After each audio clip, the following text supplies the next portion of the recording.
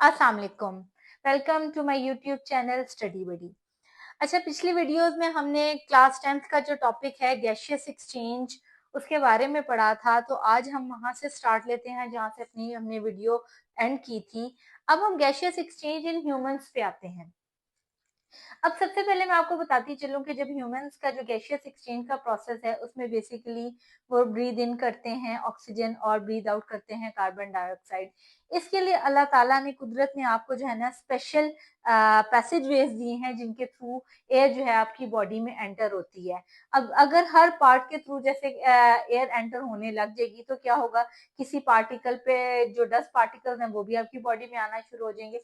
तो कुदरत ने इस निज़ाम को बहुत ज्यादा क्लियर और प्योरीफाई कर दिया है। तो स्टेप बाय स्टेप हम डिस्कस करेंगे कि हमारी बॉडी में एयर पैसेजवेज किस तरह हैं और वो किस तरह काम करते हैं। तो फर्स्ट ऑफ ऑल हम कहाँ से स्टार्ट लेंगे? We will start from a knows.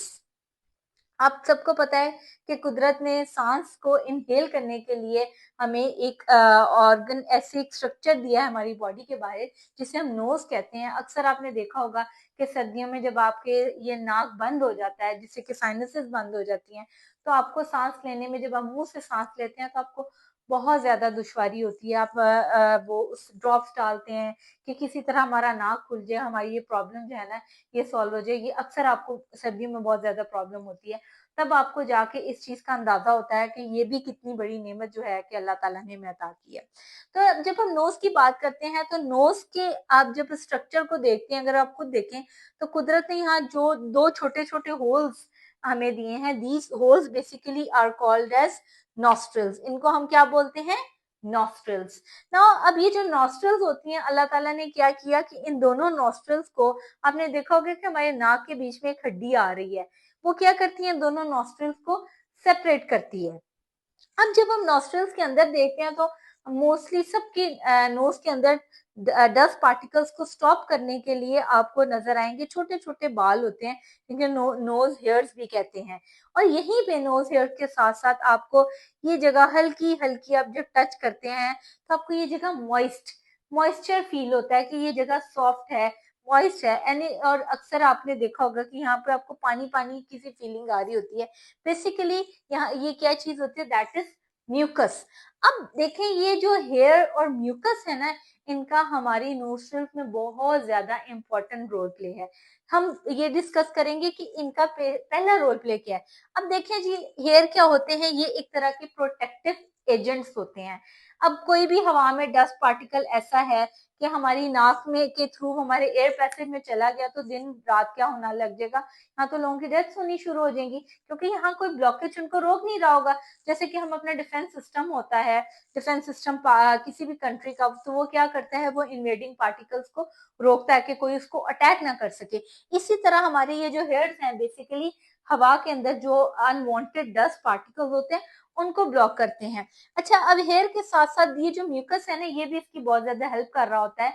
वो इस डस्ट पार्टिकल्स को आपको नाक में ही ट्रैप हो जाते हैं जिसकी वजह से वो आपकी सांस की जो नाली है जिससे आपने सांस लेना, वो सांस आपके लंग्स में जाना है, उसमें नहीं जाती। अक्सर आपने देखा होगा कि वो लोग जो रोड पे रहते हैं उनके जो डस्ट पार्टिकल्स होते हैं, जो डस्ट होती है नोज के अंदर, वो बहुत ज्यादा आपको नजर आएगी एज कम्पेयर टू वो लोग जो क्लीन एनवायरनमेंट में रहते हैं।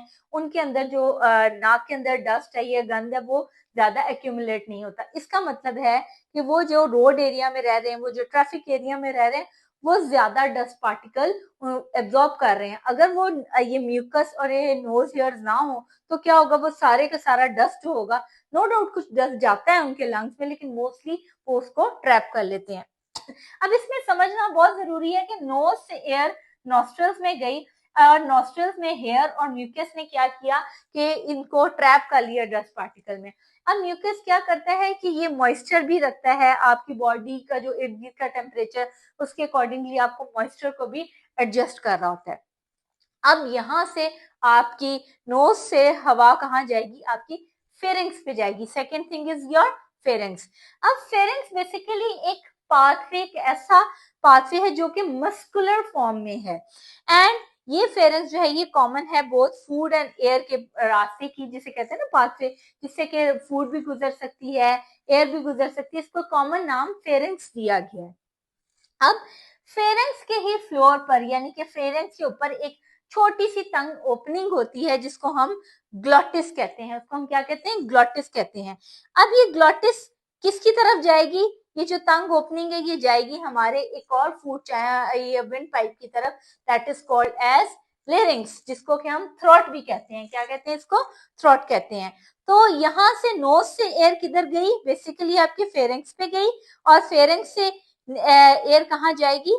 आपकी लेरिंग्स में जो मेजर ऑर्गन है उधर जाएगी।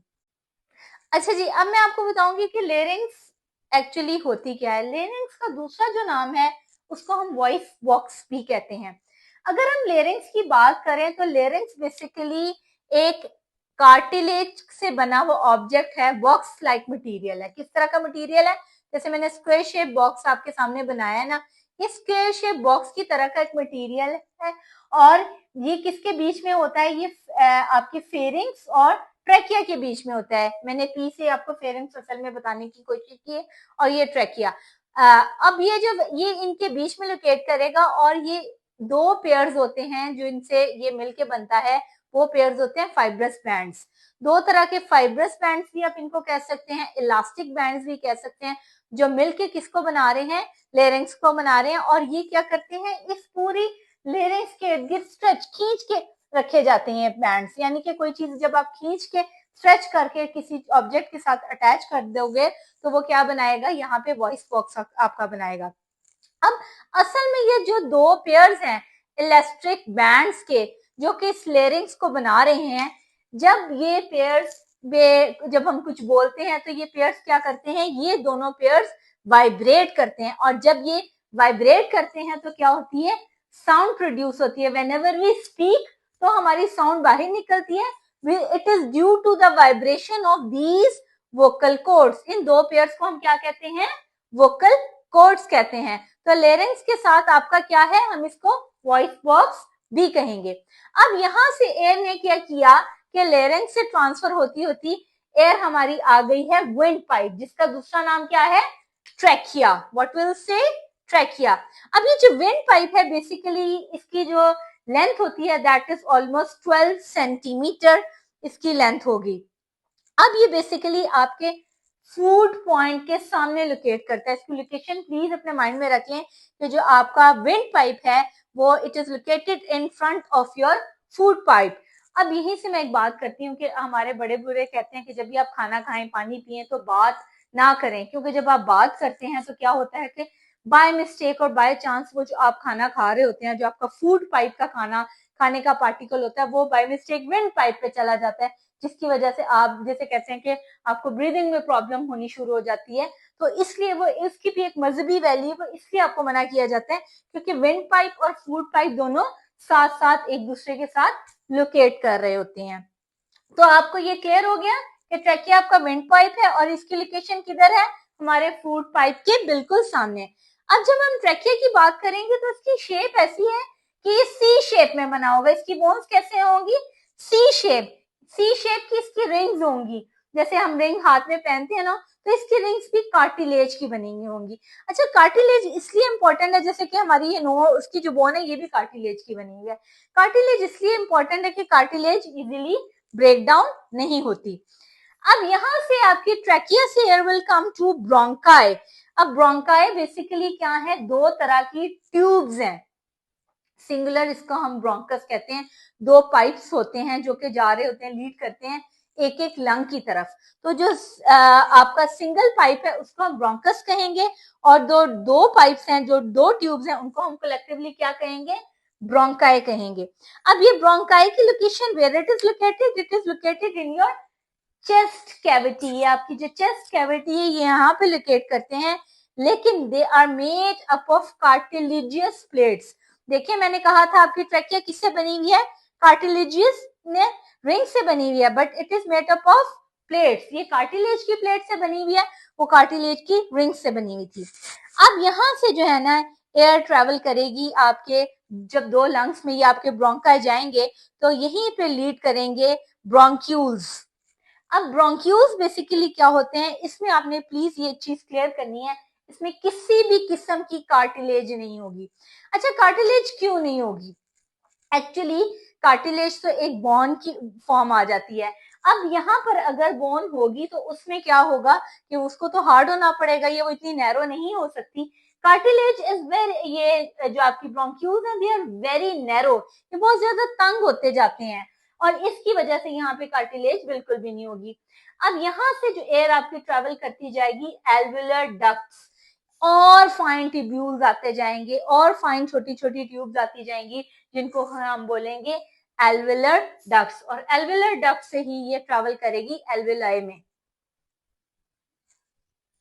अच्छा जी, अब एयर पैसेजवेज में हम आ जाते हैं ब्रोंक्यूल्स की तरफ। अब मैंने बताया था कि ब्रोंक्यूल्स एंड करेंगी आपकी एल्वुलर डक्ट्स में, और एल्वुलर डक्ट्स बेसिकली क्या है, आपकी फाइन ट्यूब्स जिससे बहुत बारीक सी ट्यूब्यूल्स हैं, चैनल्स हैं आपके लंग्स में, वो हैं ना। एल्वुलर डक्ट्स बेसिकली एंड करते हैं एक सैक की तरह के गुच्छे होते हैं, जैसे आपने अंगूर के गुच्छे देखे होंगे, उसी तरह एक आपके सैक की तरह ये होते हैं, जैसे कि अंगूर होते हैं, they are round like this, और इनके बाहर एक सिंगल लेयर होती है एपिथेलियल सेल्स की। अब ये जो सिंगल लेयर एपिथेलियल सेल्स की है, बेसिकली ये दोनों मिलकर एक सैक लाइक स्ट्रक्चर बनाते हैं जिसको कि हम एल्वुलाई कहते हैं, और एल्वुलाई बेसिकली हमारे पूरे जो ह्यूमन है उसकी बॉडी में रेस्पिरेटरी सरफेस जो है ना वो बनाएगी। अब इन एल्वुलाई जो सैक्स हैं, they will be lined by a layer of capillaries. अब कैपिलरीज में भी बेसिकली ब्लड पास ऑन हो रहा है, और ये कैपिलरीज क्या करेंगी, आपकी ऑक्सीजन को और कार्बन डाइऑक्साइड को डिफ्यूज इन और आउट करने में बहुत ज्यादा हेल्प करेंगी। अब हम आ जाते हैं कि बेसिकली अब हमारी बॉडी में ऑक्सीजनेटेड और डीऑक्सीजनेटेड ब्लड किस तरह जनरेट होगा जब ये आपका एयर जो है वह एल्वेलाई तक पहुंच गई। अब मैं आपको बताती चलूं कि इसमें एक चीज please keep it in your mind कि हमारे पास एक आर्टरी है, दैट इज हार्ट के पास, पल्मोनरी आर्टरी, इसको हम क्या बोलेंगे, पल्मोनरी आर्टरी ना। पल्मोनरी आर्टरी का काम ये है कि ये डीऑक्सीजनेटेड ब्लड आपके जो भी बॉडी में इकट्ठा हुआ है वो हार्ट से लेती है, और इस ब्लड को किधर लेकर जाती है, एक्चुअली आपके मैंने बताया था लंग्स में लेके जाएगी। अब लंग्स इस ब्लड को किसकी तरफ ट्रांसफर करेंगे, आर्ट्रियोल्स की तरफ ट्रांसफर करेंगे। अब जब ये आर्ट्रियोल्स से ब्लड होता हुआ जाएगा आपकी थिन कैपिलरीज, मैंने क्या कहा था, वो कैपिलरीज किधर है, basically these capillaries are bound by the surface of alveoli. They are bound by the surface of alveoli, and when this air blood will come into that surface of capillaries along with help of these alveoli, it will help to generate oxygen. और अब ये जो blood होता हुआ ये किसके पास जाएगा, मैन्यूल्स के पास, और ये मैन्यूल्स सारे बेसिकली ज्वाइन करके बनाएंगे एक प्रॉपर पल्मोनरी वेन। अब ये पल्मोनरी वेन क्या करेगी, इसके पास आ चुका होगा ऑक्सीजनेटेड ब्लड, और ये इस ऑक्सीजनेटेड ब्लड को बैक किसको दे देगी, हार्ट को दे देगी। तो this is the way and mechanism of gaseous exchange in humans. I hope so आपको ये क्लियर हो गया होगा। अच्छा जी, आज के टॉपिक आई होप सो आपको क्लियर हो गया होगा। अगर किसी बच्चे को क्लियर नहीं हो तो kindly you can comment in comment box. कल हम जो बेसिक डिस्कस करेंगे लंग्स को डिटेल में, और मैकेनिज्म ऑफ ब्रीदिंग को जो ह्यूमन बॉडी के अंदर होती हैं। तो प्लीज आप लोग मेरी आने वाली वीडियोस को सब्सक्राइब करें मेरे चैनल को, और मजीद आने वाली वीडियोस के लिए ऑल पे इसको सेट कर दें ताकि आपको जो भी इससे रिलेटेड कॉन्सेप्ट हैं वो क्लियर हो जाए।